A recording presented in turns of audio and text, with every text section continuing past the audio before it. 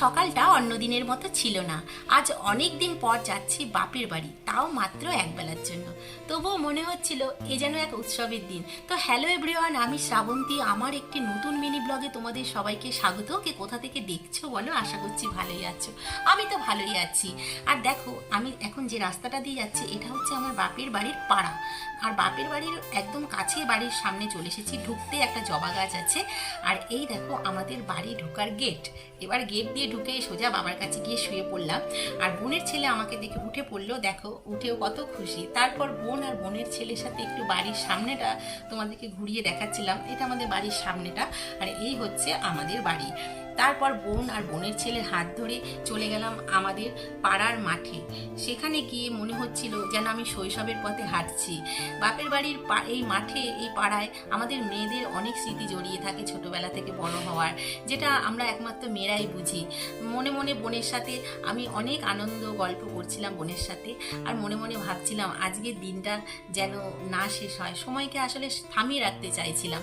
তারপরে আর কি, সময়কে আর থেমে থাকে।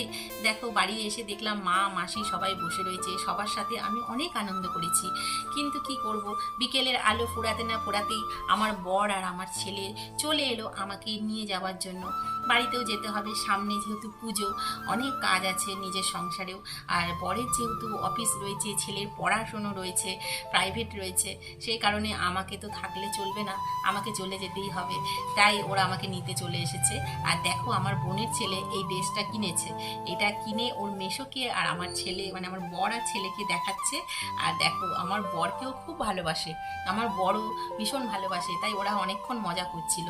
তারপর মা আর বোন মিলে তৈরি করলো আমাদের জন্য ডিমের মামলেট আর চা।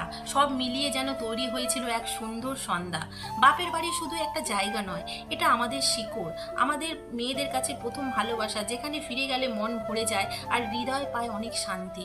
কিন্তু কি করব, সব মিলিয়েই যেন সবাইকে নিয়ে আমাদের যেহেতু চলতে হয়, সেজন্য আমাকে তো ফিরে যেতেই হবে। তাই বাবা মা ভাই বোন মাসি সবাইকে বিদায় দিয়ে আমি বর আর ছেলের সাথে বেরিয়ে পড়লাম শ্বশুরবাড়ি যাওয়ার পথে। আর শ্বশুরবাড়ি যাওয়ার পথে কিছুটা বাজার করে আর কি, পরের দিন সকালের জন্য টুকটাক বাজার করে তারপর বাড়ির দিকে রওনা দিলাম। এই রাস্তাটা ভীষণ সুন্দর, দেখো কত ভালো লাগছে। তারপর বাড়ি এসে আবার রাতের জন্য ভাত বসিয়ে দিয়েছিলাম। কিছু করার নেই, বাড়িতে এসে গেছি, কিন্তু মনটা যেন তো পড়ে রয়েছে সেই বাপের বাড়ির দিকে। আর মা আমার জন্য একটু আলুর দম পাঠিয়ে দিয়েছে। তোমাদের কেমন লাগলো ভিডিওটা কমেন্ট করে জানিও, ভালো লাগলে একটা লাইক করো। আজকে ভিডিওটা আমি এখানেই শেষ করব, তোমাদের সাথে আবার পরে কথা হবে। আজ এই পর্যন্তই, টাটা।